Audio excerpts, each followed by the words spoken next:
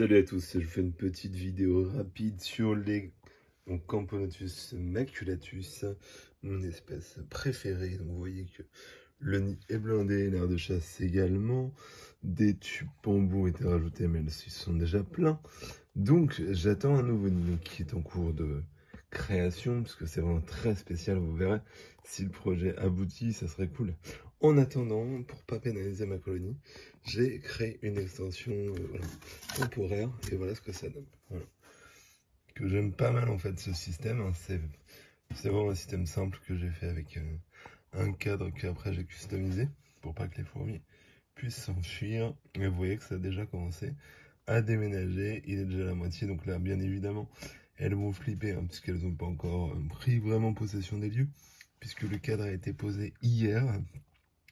Donc j'ai mis un système d'attache en dessous, hein, donc également sécurisé pour pas que les fourmis le grignotent et que j'ai des évasions, et on va voir ce que ça donne. Donc ça c'est pas mal comme système, je trouve ça assez esthétique.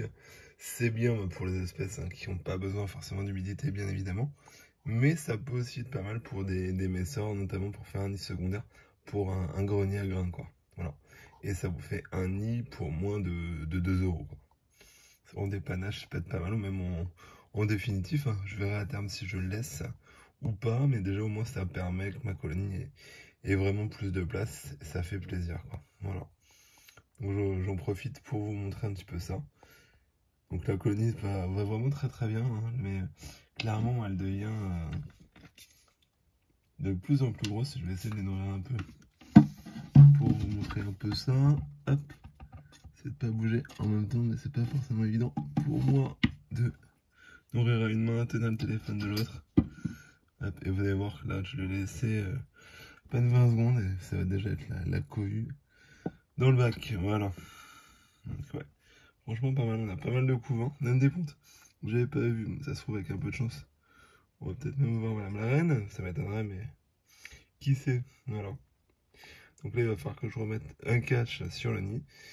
Et donc là, je les nourris rapidement pour vous montrer un peu ça, voilà. Vous voyez un peu le monde. Je mets le catch sur le nid, voilà. Et voilà. Donc vous voyez un petit peu, même les majors sont vraiment énormes maintenant. Ça devient vraiment énorme. Et vous voyez que les liquides sucrés, elles consomment de plus en plus. Les insectes, c'est pareil maintenant. Elles consomment en une journée, elles sont capables de manger un steak pour vous donner un petit peu une idée, quoi. Voilà. C'est vraiment une colonie énergivore au niveau nourriture et place. Donc là, vous voyez, un peu de liquide sucré, toujours mon liquide à abeilles, et tout le monde vient manger, et on peut voir les majors. Là, c'est les dernières générations, là, vous pouvez voir. Enfin, les dernières, les avant-dernières, parce qu'avant, elles ne sortent pas du nid. Et vous pouvez voir vraiment des gros spécimens qui font 2 cm. Avec des têtes énormes, capables d'ouvrir sans problème un doigt. Pour avoir fait l'expérience, ça ouvre facilement le derma. Des majors comme ça, si ils vous pincent, ça vous entaille la peau. Et le problème, c'est pas la coupure en tant que telle, hein, ça reste superficiel. C'est l'acide formique après qui est balancé, qui est assez douloureux, on va dire. Enfin, plutôt désagréable, parce que c'est pas non plus dramatique. Voilà. Donc voilà, je voulais vous montrer un petit peu la petite évolution. Je vais voir ce que ça donne. Je suis assez content du résultat pour un nid provisoire. C'est pas mal.